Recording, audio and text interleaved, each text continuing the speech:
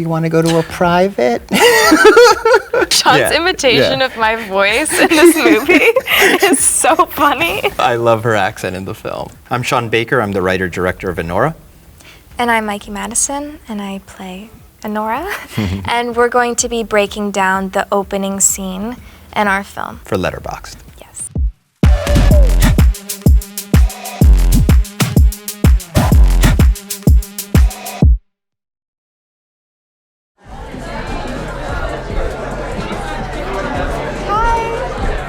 Hi, I'm Annie. No? You waiting for someone else? All right, are you sure? Okay. Hello.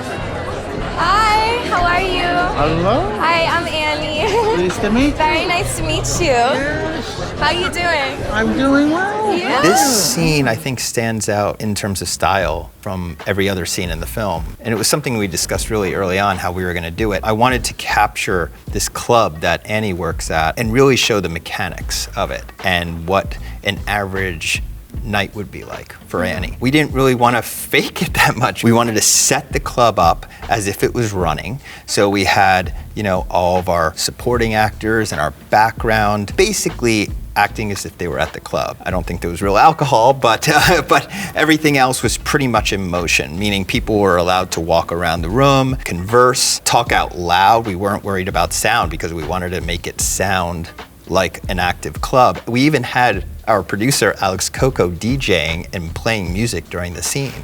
And we had Mikey on a wireless mic making her rounds around the club. We were documenting this on a telephoto lens, just shooting for 10 minutes straight. And we shot about 30 minutes of footage just following you. I don't know if I'll ever shoot something quite like that again. I think it's pretty unheard of making a movie to shoot a scene like that, because usually you'll have like a big scene with lots of background and they're all talking like this, which is really strange, but it's just how we do it. But in this, it's like, like you were saying, everything is live. It's so real. It's kind of a dream for an actor to be able to experiment in a situation like that, because you have no idea where a conversation is gonna take you or what this person is gonna be like. You're walking up to them for the first time. I think we got some really interesting, funny, magical moments from that. So many wonderful interactions. And we had to whittle this down. We had to whittle 30 minutes down to 2 or 3 minutes. Yeah. It was tragic for me as the editor, leaving all this gold on the cutting room floor, because you had so much. I mean, we had a full-length screenplay, but this was one of those scenes in the film that was very underwritten,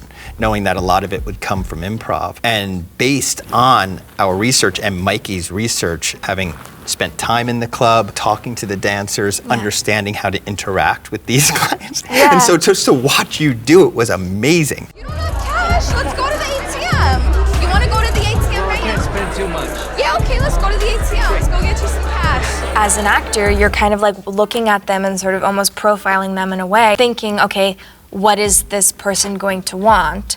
And you say hello, introduce yourself, and immediately from there, you kind of have an idea of who this person is. Very interesting, and also there were some real characters as background actors in that club scene. Kind of represents what it's like to be in a club normally. It was very, I would say, Altman inspired. Robert Altman, the wonderful American director, who had a style like this where he would just, capture conversations from afar. And I think we really kind of nailed it. We nailed that style because of Mikey being able to hold her own for literally 30 minutes, meeting people for the first time, having to, engage with them, and then always having Annie's hustle come out in the last couple of seconds. Yeah, well, we could go chill out in a private room.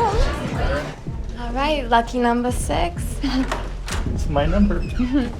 The film takes place in New York. She had to have a Brooklyn accent. I'm from the tri-state area. I grew up in Jersey, lived most of my life in New York, so I can detect a real one. And I can detect when there's, somebody's not nailing it. So I know Mikey nailed it. I know Mikey got it. She got that quintessential, that Brooklyn attitude that's in that accent, and just makes me laugh.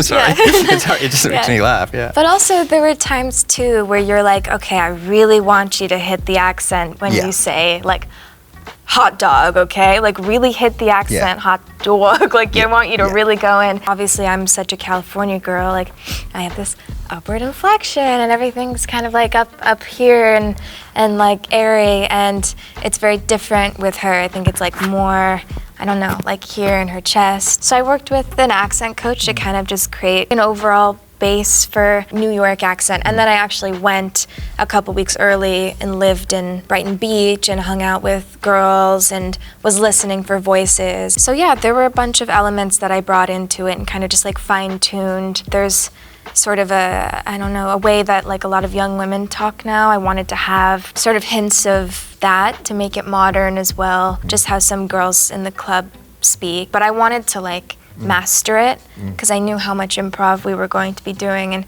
I didn't want to have any questions in my head of like, oh, does this sound right?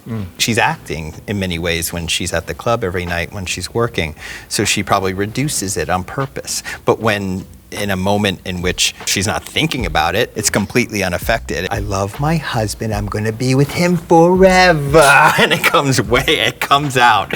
That's my favorite read of yours in the film. I love that moment. I completely trusted Sean as a filmmaker to like guide me in the right direction if I was like going off the rails. Which was rare. I mean, you never went off the rails. But you know, like hopefully, I think he trusted my sensibility in terms of like bringing the character to life. So much so that we could actually make changes on set, pretty significant ones. Did a lot of that sort of actory work myself, of backstory, asking myself every possible question so that there's no stone left unturned and that I really felt like I knew the character. I left room for her to evolve and grow and to learn more things about her. So I think it's nice to see both of those sides of Annie. Annie?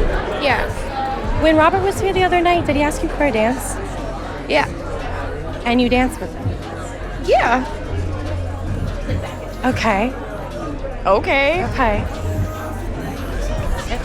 We're setting up this world to show you, sex work is real work. This is real. Looking at the sex that's transactional and the sex that is not transactional, and how that changes the moment and the mood. Yeah, and the lines that can be blurred as well. We shot like a bunch of the lap dance scenes, like all together, like lap dance, lap dance, lap dance, which was great and kind of fun actually, because I kind of got into like a rhythm of like, I don't know, like how to pick a guy up and what that conversation might be like. And so that was really fun too. I was basically just giving a lap dance from like beginning to end. Yes, one song. Yeah, one song, and then we would just take pieces from there. The club definitely felt like its own movie in some ways, like at least when I was shooting it, because I think there's so many different sides to Annie. Who she is in the club is very calculated, and then also who she is like in the dressing room is different. Annie takes her work seriously, and she's good at it.